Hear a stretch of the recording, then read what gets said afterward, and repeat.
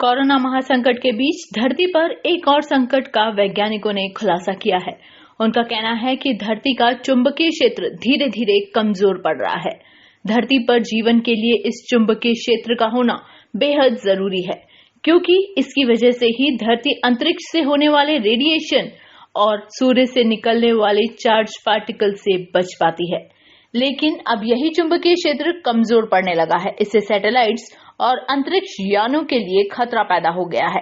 Reports की माने तो पृथ्वी का चुंबकीय क्षेत्र पिछले 2 शताब्दियों में अपनी 10% तीव्रता खो चुका है। वैज्ञानिकों ने पता लगा है कि अफ्रीका और लैटिन अमेरिका महाद्वीप के बीच में एक बड़े इलाके में पृथ्वी के चुंबकीय क्षेत्र की तीव्रता में कमी आई है। इसे दक्षिण अटलांटिस विषमता कहा जाता है। करीब 5 साल पहले कम तीव्रता का यह क्षेत्र विकसित हुआ है। वैज्ञानिकों का अनुमान है कि पृथ्वी ध्रुवों में बदलाव के दौर से गुजर रही है।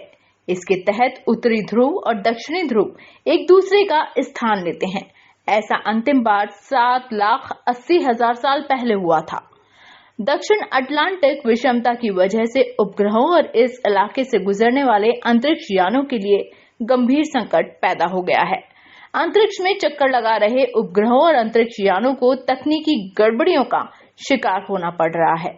यूरोपियन अंतरिक्ष एजेंसी के वैज्ञानिक swarm data innovation and science cluster से विसंगति का अध्ययन करने के लिए यूरोपियन अंतरिक्ष एजेंसी के स्वार्म सैटेलाइट के डेटा का उपयोग कर रहे हैं।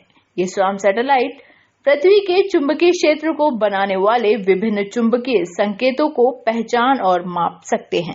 पिछले 5 सालों में अफ्रीका के दक्षिण पश्चिम की और कम तीव्रता का एक दूसरा केंद्र विकसित हुआ है।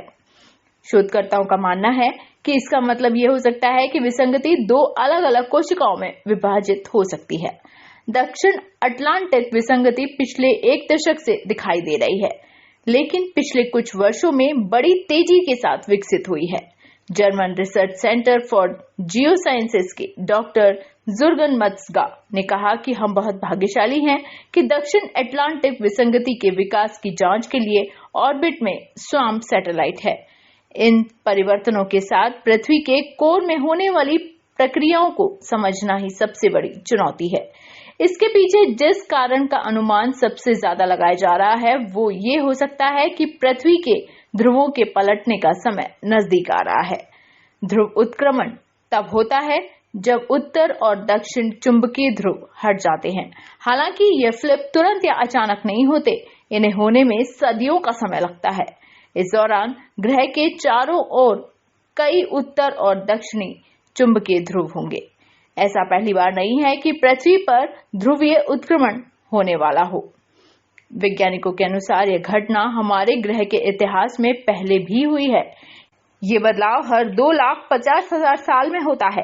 हालांकि इन बदलावों से आम जनता बहुत हद तक प्रभावित नहीं होगी, लेकिन इससे विभिन्न सैटेलाइट और अंतरिक्ष यानों के लिए तकनीकी परेशानियां जरूर पैदा हो रही हैं।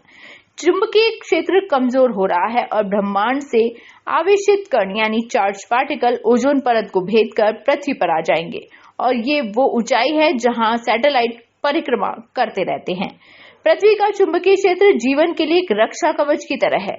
भूगर्भ शास्त्रियों के मुताबिक इस चुंबकीय क्षेत्र की उत्पत्ति पृथ्वी की लौह संपन्न द्रवीय बाहरी कोर यानी आउटर कोर में बह रही विद्युत धाराओं की वजह से होती है। माना जाता है कि पृथ्वी का चुंबकीय बल एक भीमकाय छड़ चुंबक सरीखा है। भौगोलिक उत्तर दक्षिणी ध्रुवों के अतिरिक्त पृथ्वी में एक और जोड़ी ध्रुव उत्तर और दक्षिणी चुंबकीय ध्रुव मौजूद है। यह क्षेत्र धरती पर आने वाले सूर्य के आवेशित कणों को मोड़ देता है। चुंबकीय क्षेत्र के बिना सूर्य की आवेशित कण यानी चार्ज पार्टिकल ओजोन परत को भेदकर धरती पर आ जाएंगे। इससे यूवी रेडिएशन का खतरा बढ़ जाएगा।